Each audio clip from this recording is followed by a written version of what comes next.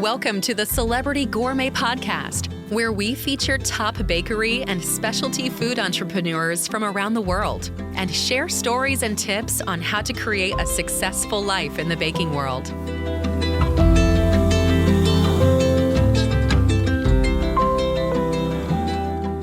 Hi, I'm Odette Danello, the host of the Celebrity Gourmet Podcast, where I interview bakery owners, especially women from around the world, to hear how they live their creative lives with financial freedom while running their businesses.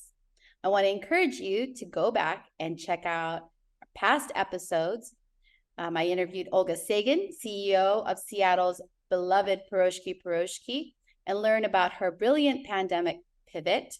I also recently interviewed Janice Drucker of Three Brothers Bakery in Houston, where she tells the story of the making of America's favorite pecan pie, set in the backdrop of a culture of resilience shown through 6 generations, starting from her Aunt Janie, who survived the Holocaust.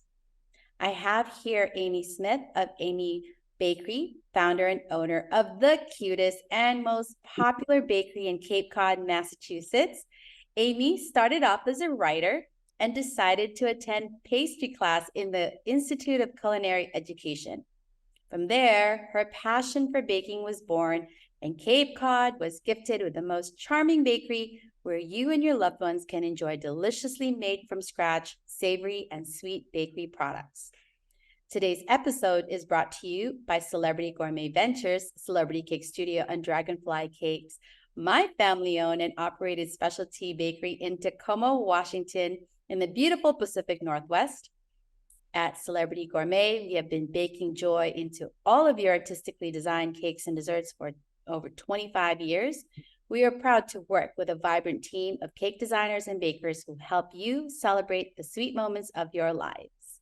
To learn more about how you can celebrate yourselves or the ones you love, visit us at celebritycakestudio.com, dragonflycakes.com, or email me at odette@celebritygourmet.com. I wanted to give a shout out before our interview to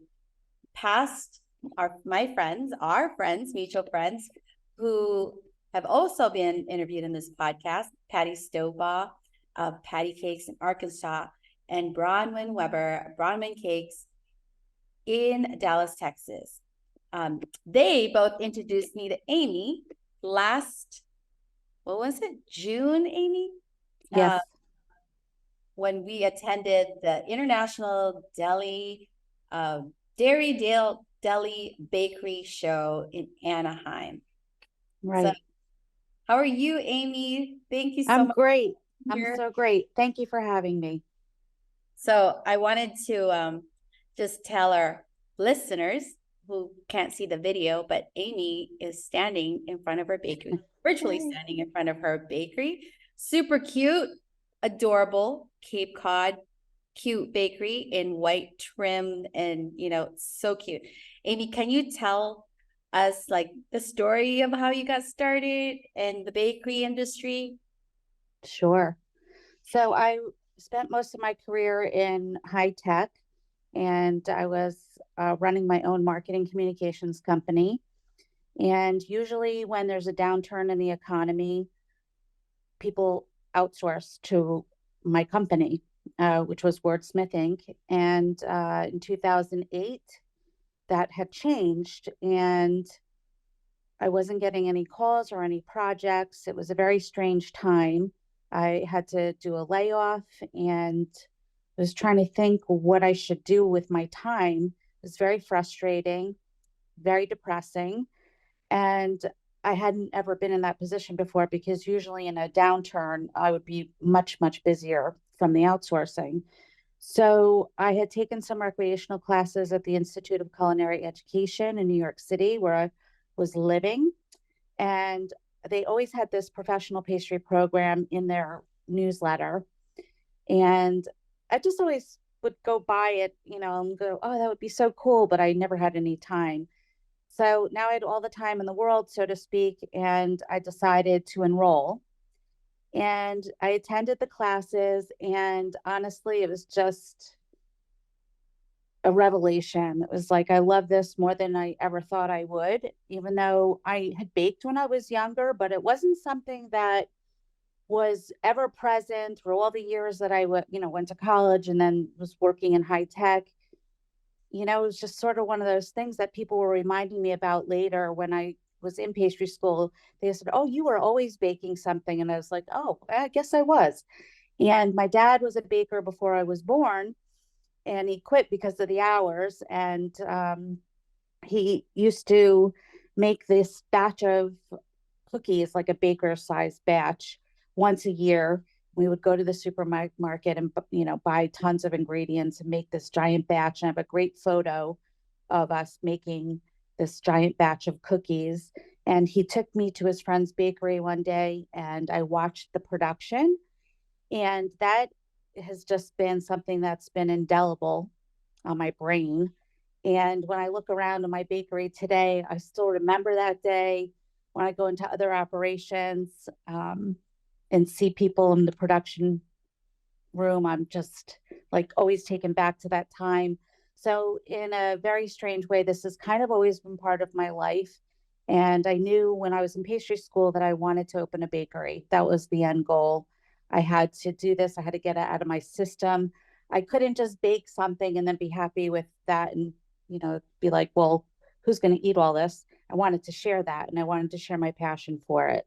So it took me 5 years after I graduated from pastry school to find a location, and I knew where I wanted to be because I had a home in the town of Osterville, and we have a cute And village. that is Cape Cod?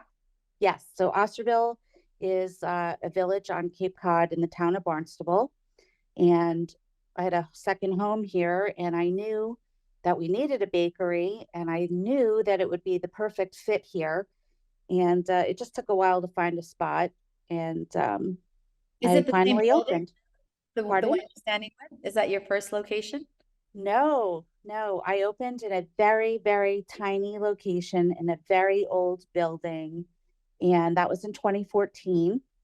And 4 years later, I moved into this location basically in 2019. This building was finished, but an opportunity came up to develop this location. There was an old garage that was basically an eyesore in the town. It's just such a beautiful area, and it was the strangest looking building as you came into town.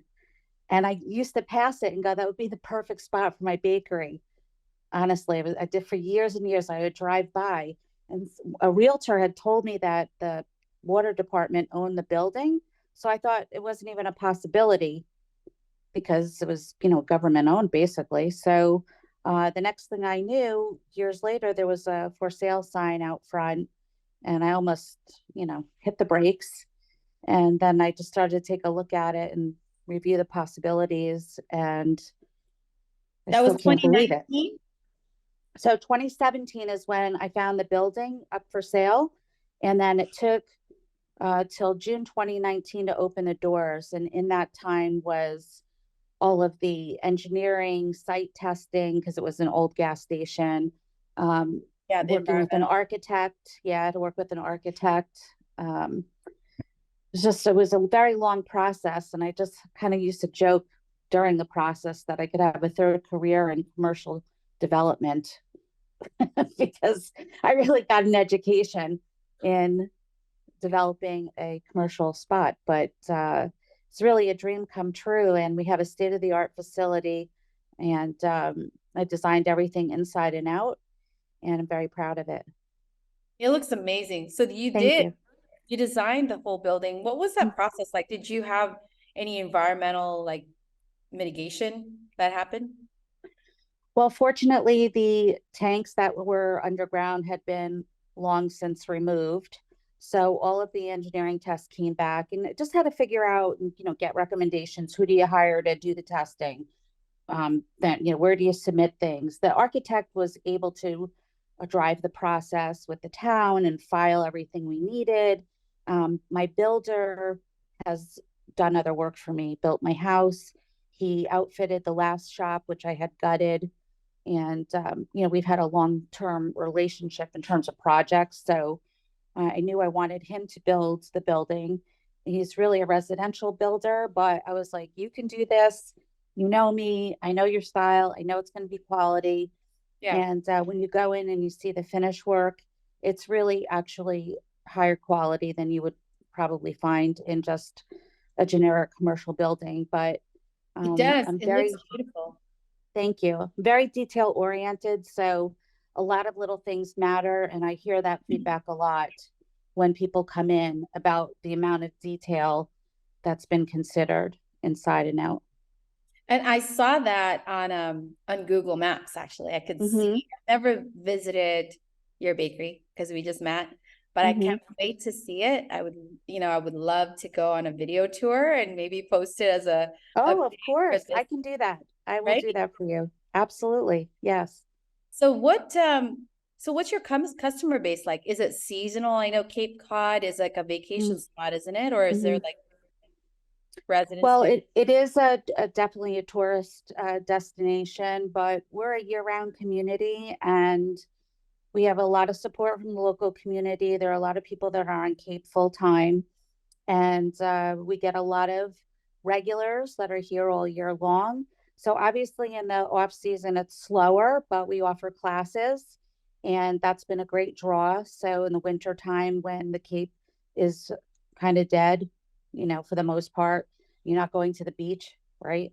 So people will come to a class or come and have a latte. But in the season, which is usually like, it really kicks in, even though Memorial Day is, the start of summer season, we really get busy starting July 1st through Labor Day. And as the years have gone on, Cape Cod has become busier in the fall. It's a great time of year to visit. The weather is just nice and cool and crisp, but not too cold. It's just beautiful. So the fall has been a very popular time on Cape. I'd say in the last, I don't know, maybe decade or so, it's really become a place to come to in the fall as well as the summer. Oh, well, when So the I, leaves change, it's yep, gorgeous.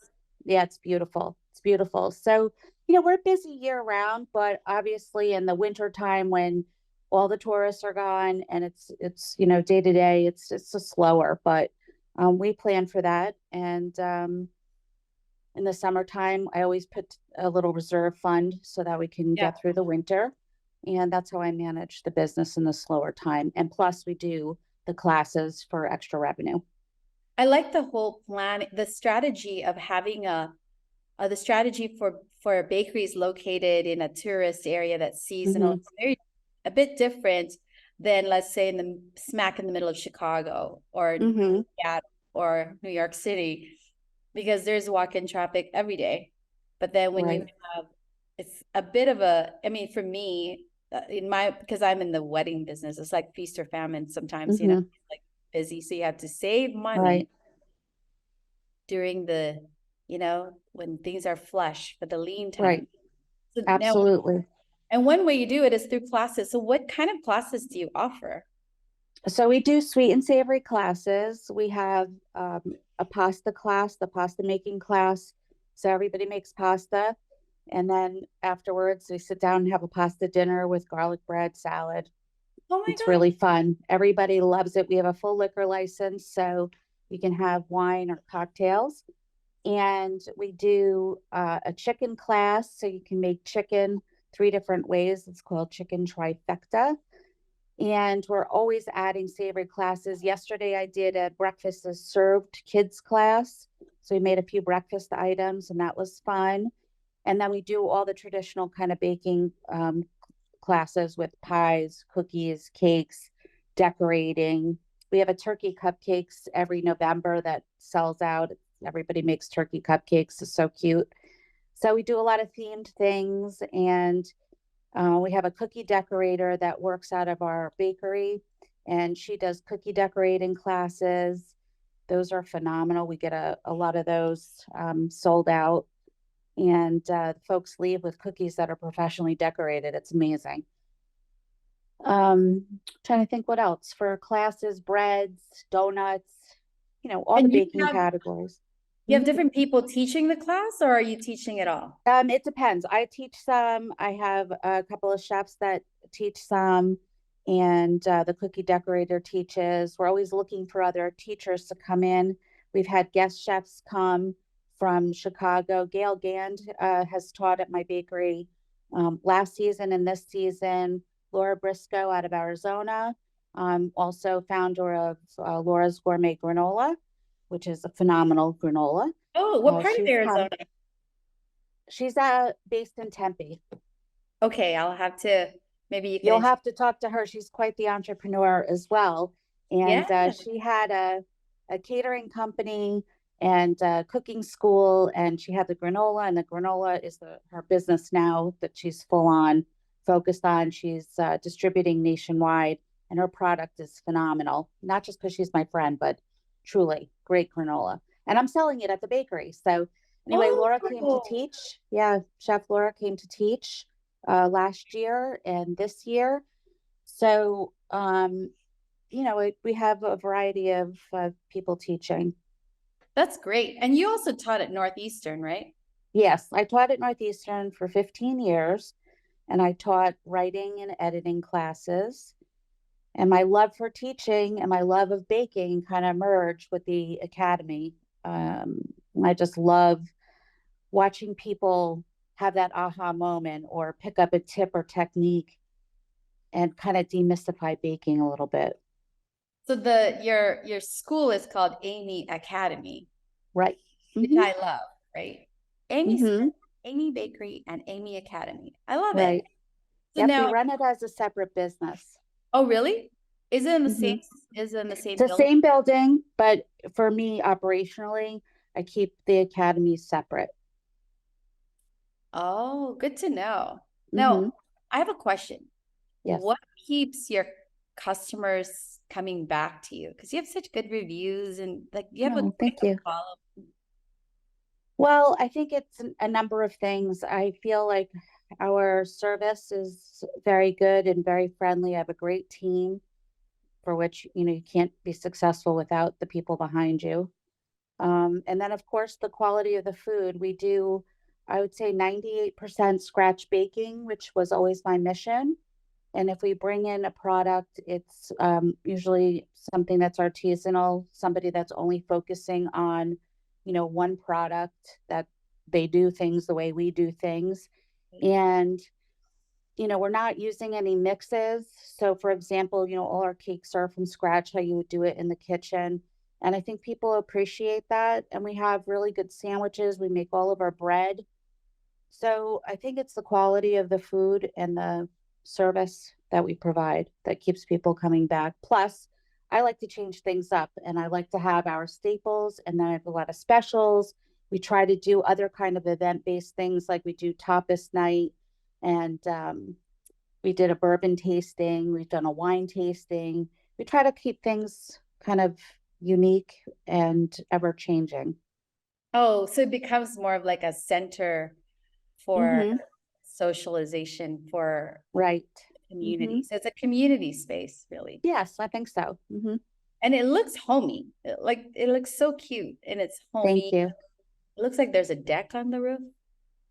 That's just to kind of block out the air conditioning unit on the top. But this photo is from when we first opened. So when I do my video, I will show you the outside. We have a patio that has tables and chairs and umbrellas, and the inside is sort of like a Parisian cafe. Oh, yeah. So everybody comments on the floor as soon as they walk in. It's really beautiful. But I have really cool lighting, and I have a ton of specialty food items in our retail area. And it's really quite fun to walk in the door. Well, one of my childhood best friends lives in Boston, so I'm constantly visiting her. We will. You have to come out. We will have to come out. We go to every bakery. Yes, research and development. She's a lawyer, but she, of course, like my business is a little bit more fun, and so in a lot of ways. A little more creative. Yeah, I A get it. bit more creative. So tell me, like, speaking of fun, like, what's the most fun thing that you do? Do you mean in my life or do you mean at the bakery? Both, What's that? Both? both. Oh, um, okay. So this is going to sound ridiculous, but baking. Oh, yes. So you Yes, love it so much that I it's love it your, so much.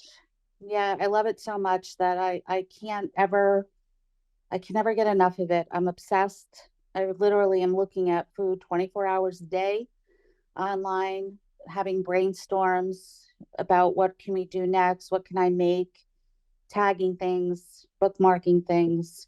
I love to travel.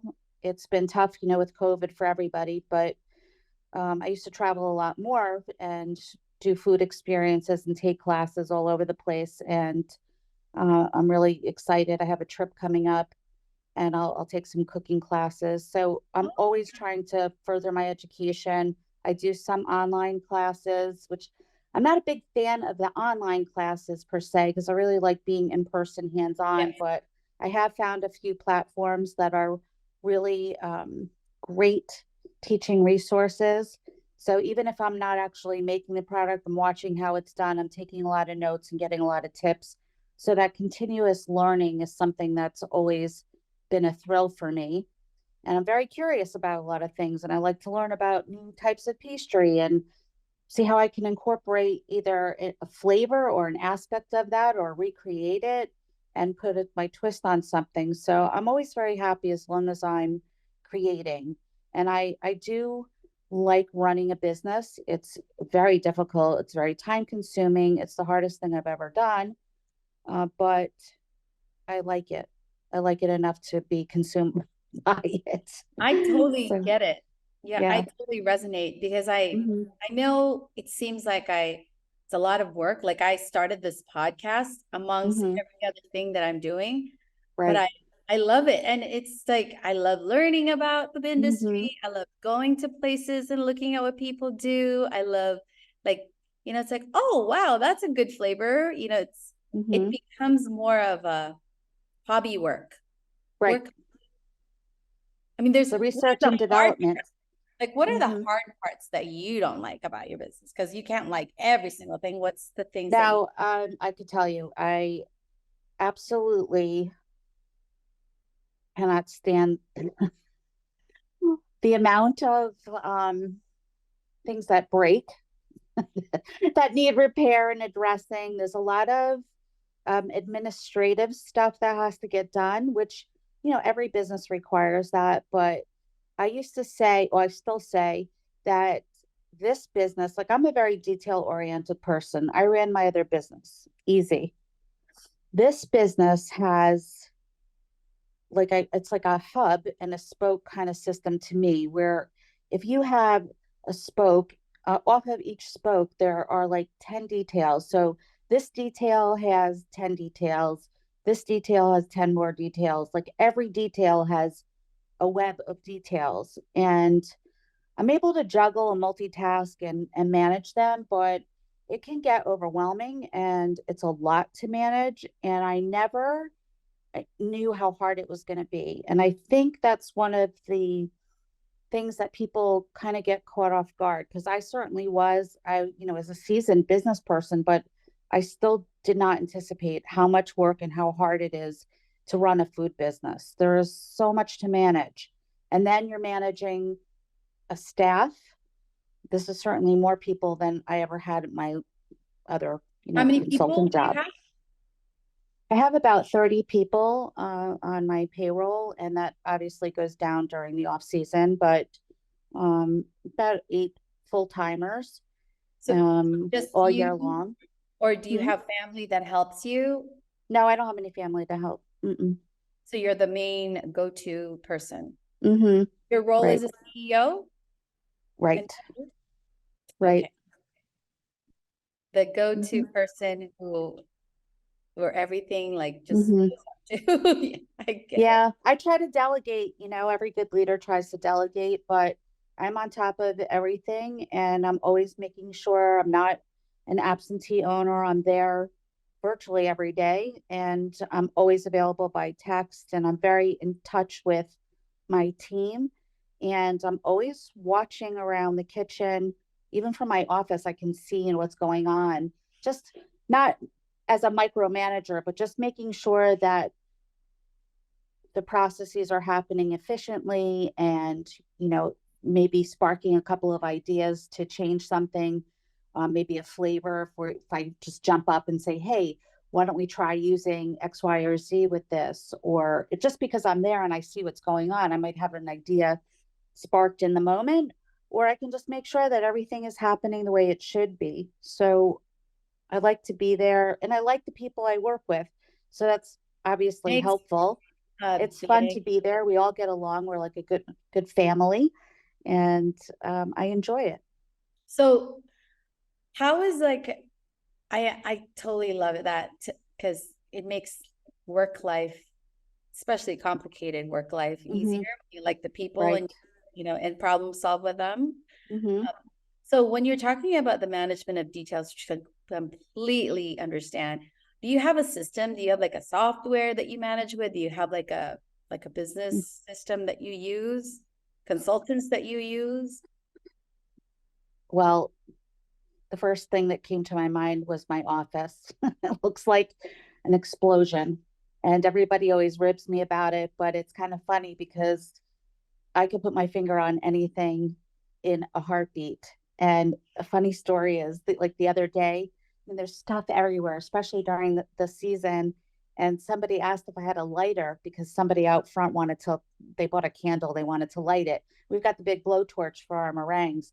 So I was like, oh, I think there's a lighter, because we used to light the blowtorch before we had the automatic thing with a lighter. And I was like, oh, it's in that top middle drawer. I mean, it hadn't been accessed for like 3 years, but I knew it was there. So like there's a lot going on in my brain and around me, and I'm very aware. So that's my own internal system, kind of like like a wacky professor, kind of like I just can manage that way. I've just learned that's something I'm good at, having all this stuff looking chaotic, but I know where everything is, and that's my own system.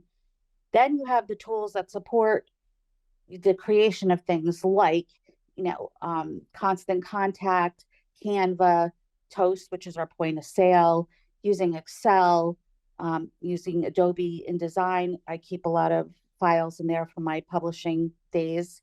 If I want to make a brochure or something like that. And then I keep spreadsheets on, this is a system I developed myself because the food industry is very paper based. And I was shocked by that coming from high tech. I was like, you got to be kidding me. I can't pay a bill online. There's no online invoicing. Like I was in the beginning, it was, wow, I can't believe how paper based this is. It's gotten better, but I decided right at the start I was going to have all of my orders tracked in an Excel sheet. So I could look in my Excel file, master purchasing, from all my vendors. Like every time an invoice comes in, I have somebody input what the order is. So if I'm getting dairy and it's in from this company, and I'm getting dairy from somebody else from that company, all of it goes in. But at any given moment, I can sort and look at milk, see how much I've paid by date and who I bought it from.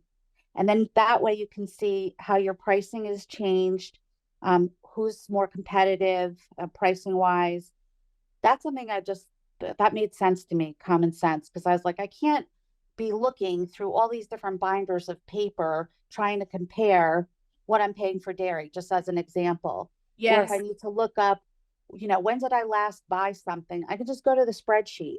So I have somebody keeping that. And then for our customer orders, we take a paper-based order. When people come in, they want to order a cake or whatever. And I have somebody log all of those orders, not just for cakes, but any pastries, any catering, all those orders get logged. And then a customer will call and say, oh, I ordered something a couple of years ago, and, I want to order the same thing. They couldn't remember the size. You just look it up. I have that logged in a spreadsheet, and you just look it up. So those kinds of systems I built myself. That's what happens when you were in the tech industry, because you could just have the confidence to do Yes, that. that's an advantage, right? So my Rest of marketing and branding background has helped me drive my marketing efforts, and my writing background, it helps me craft things. Yeah, so there's a lot of things from my background that have helped me develop these kind of systems that work. That's awesome. That's Thank great. you. Thank you Thank for you. sharing that. Us mortals use all kinds of stuff like Trello, like I have a trillion apps that we use because we need to manage things. So now for my last question, Amie, Yes. what if you were to like talk to your younger self, like knowing what you know now, would you say to her? Boy, that's a tough question. What would I say to my younger self?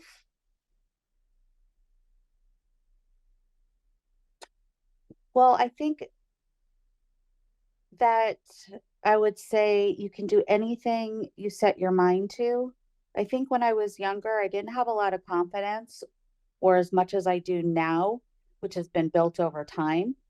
But I do remember coming into the industry. Obviously, I wasn't in food, so I was very shaky in my confidence. I knew what I wanted to do, and my gut was like, this is the right thing to do, and to trust your gut always, and just keep your head down and stay focused. But I think just overcoming some of the fear and doubt, if I had to tell my younger self, oh, you got this, right? You got this, girl. You got this. Yep. I love it.